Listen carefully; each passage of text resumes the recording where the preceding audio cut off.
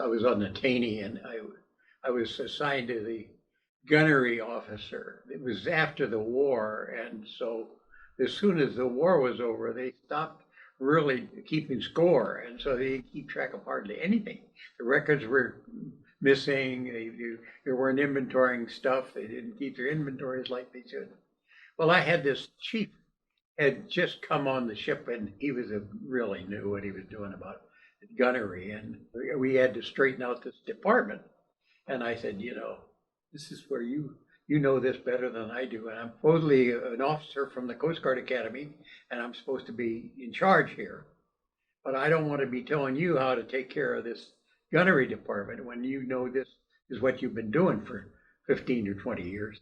So he helped get the thing straightened out. And then I also was telling him that we learned lots of things at the academy about what officers are supposed to do. Well, I wanted to make sure that I was doing what the organization best officers do. And so I just asked this guy to help me become a better officer. And so he just gave me he talked to me about being honest with the people, trusting the people, let the people do things. Don't second guess them. He just was a very good role model for me. And then of course it made me start to have confidence in my master chiefs and the chiefs, and because they've been around. Now you got the chief that all he does is drink coffee. He's not much of a chief, but you got the other chiefs who really make the Coast Guard work. And when you have one like that, you want to listen to them. They've seen a lot of stuff. They've seen a lot of mistakes made, which they learn from. If they will give you that information, we get most of our new information from mistakes we make. If we make a mistake, we're liable to find out that's the wrong thing to do. Now do it differently the next time. I was only with him for 3 or 4 months, but he gave me so many good ideas about how to be a good officer. He did emphasize, of course, that you don't become overly friendly with the troops. That doesn't mean you aren't friendly with them from a standpoint of you're not aloof and beyond being normal. You just smile, you talk to them, you actually relate to them, but you don't get buddy-buddy with them because that just doesn't work. And it doesn't work on both sides. The guy, because you get buddy-buddy with him, thinks you don't mean half the stuff you say. So if you give him a direct order, he might not think it's a direct order. Think you're maybe kidding him. And that's the danger about. So that's good to have a separation of officer and enlisted from a standpoint of getting the job done well, as far as I'm concerned. And it worked for me. I admit, very few people ever called me when I was the guy in charge. They ever called me less. Well, sir, our captain. And of course, the thing is, the guy was so straight. He just talked to me. It was almost, in age group, he probably could have been like my dad almost. Because he was probably 40 something and I was 20. He knew what he was talking about. And he had seen lots of young officers that just didn't have the right attitude. Just because you come from the academy and wear a ring doesn't mean that you know everything. And we have some of that tendency as a early on time as an officer.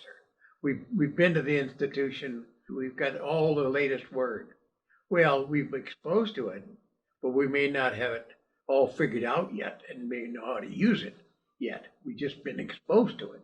And this guy helped me utilize some of the things that we did learn at the academy. Because he was in the gunnery department, and I was a gunnery officer. That's how he got to be in my group, because I was his boss. In the gunnery department, we only had 3 or 4 people. We may have only had 3. I don't remember that very well. I remember him. The other to people that didn't want to get out necessarily, and so they're still in.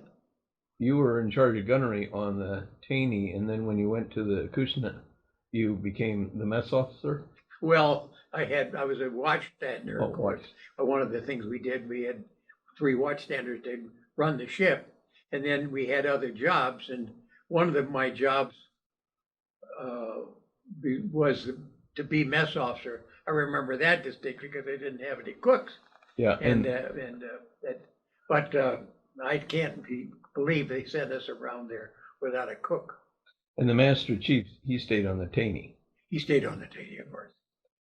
I just can't remember his name. That was going about the list. You know, I said that if I had anything to do over in my career, that's one thing I would do.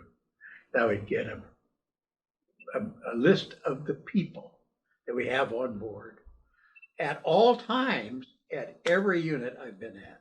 When they put out a new crew list, take one and put it in a file and save it. Mark it, Taney, first duty station, first 4 months, and then this was now August. I have got a new list, and then I had one in September, and then I had one in November, and then I got transferred. But I'd have all the lists of the Taney. And people have been so important to me. I've realized over the years that anything I got done in the Coast Guard was done by my people. I mean, I may have helped with the ideas and inspired them and done some other things, but the actual stuff that was done mostly was done by the people. And so to not know them and know their name after they did all this good work for me was just a wrong thing to do. And I don't know as I ever been told we ought to do this. I'm not copying it from somebody else. I'm just saying it. I missed not doing it.